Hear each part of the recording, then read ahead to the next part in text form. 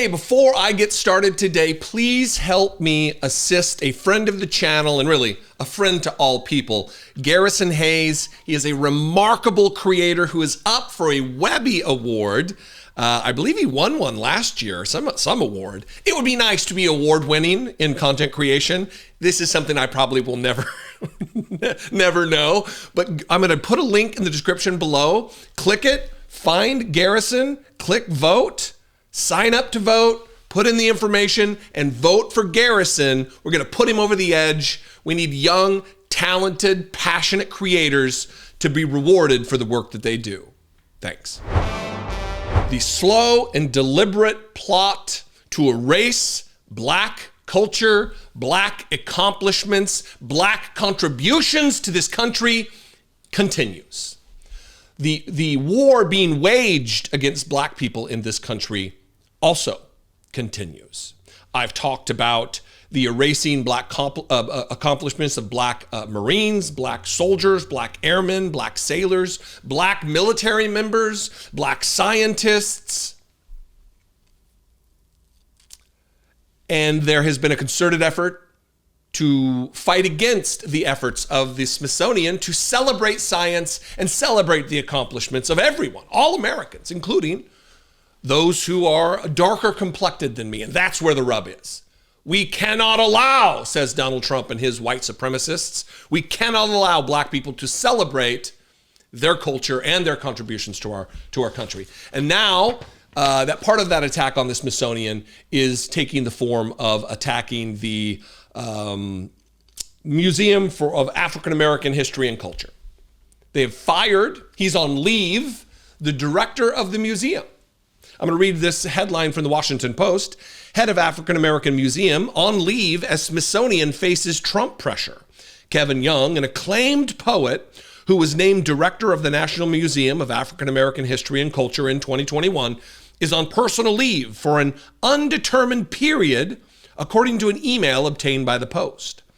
Kevin Young, the director of the National Museum of American History and Culture, is not currently leading the museum and has been on personal leave as of March 14th. So just over 2 weeks.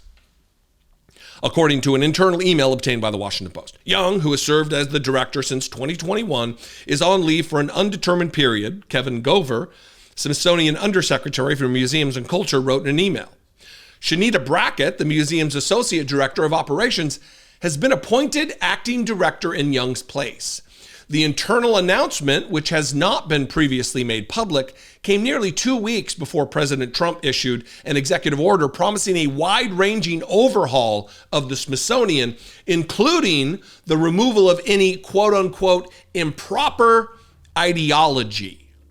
That March 27th order specifically cited the African American Museum as an example of the Smithsonian promoting narratives that portray American and Western values as inherently harmful and oppressive, pointing to an infographic, blah, blah, blah.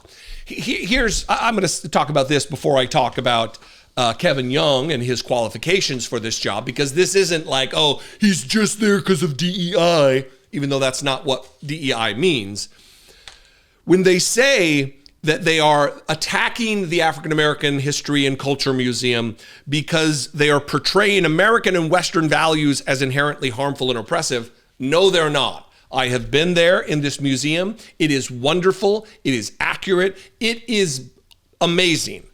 They don't portray American values as harmful or oppressive unless Donald Trump and this administration is asserting that slavery and torture and rape and murder of an enslaved population is an American and Western value. If that's the case, we need to have a larger conversation about white supremacy and the impact that it's having on the policy positions of this particular administration. I have said many, many times, hundreds maybe, that the Republican Party is the largest, most effective white supremacy organization on the planet. And this is why I say it. This is but one point of light, bolstering the point of the white supremacy activism within the Republican Party. And they're firing someone, or he's on leave, who is wildly qualified and capable to lead this organization. This is also from the same article. Young's museum career began in 2005 at Emory University, where he taught English and creative writing and also worked as a curator at its rare books library. He went on to lead the New York Public Library Schomburg Center for Research in Black Culture, one of the country's oldest black cultural institutions, in 2016.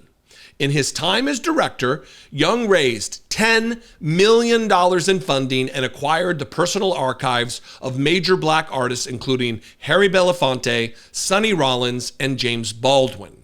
Young also launched a literary festival and increased attendance at the center by 40%.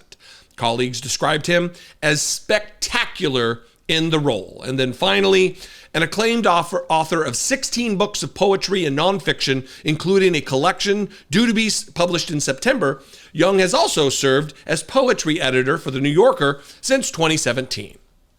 Apparently, art, especially black art and black artists, is not a priority for the Donald Trump administration. Not only is it not a priority, the priority is to destroy it, to erase it, to take it from the internet altogether. Whether you're a Tuskegee Airman or whether you curate art inside of the African American History and Culture Museum. The goal here is to erase the contributions of Black Americans, if not to erase them themselves.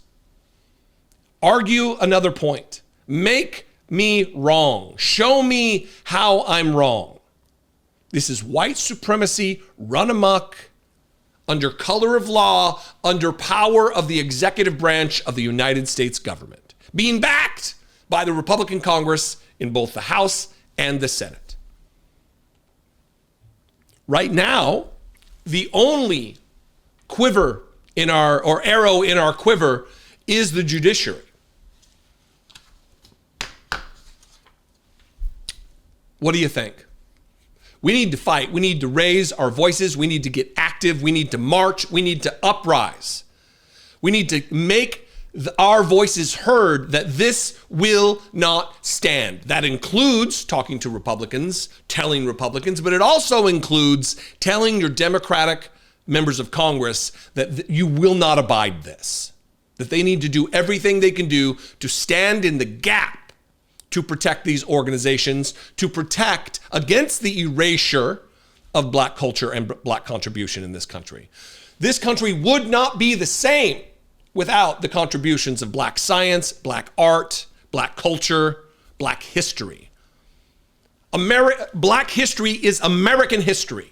How much more plainly does it need to be stated? Anyway, what do you think? I invite you to this conversation. We can have it below in the comments. You can also call the voicemail line 714-576-4054. Of course, you can email me as always, daily@dollemore.com. I would love to hear from you. And please consider supporting this work for $2 a month. You can help me produce these videos and reach the millions of people I do with this message. Click the join button below. Again, $2 a month, become a channel member. Go to patreon.com/IDoubtItPodcast. Same deal, $2 a month is all it takes. I would appreciate it very much. Follow me on social media. If you share this video on social media, tag me there. I'm not on Nazi Twitter, but everywhere else, I'd love to see it. And I'd love to see you. Until next time, be genuine. Take care of one another.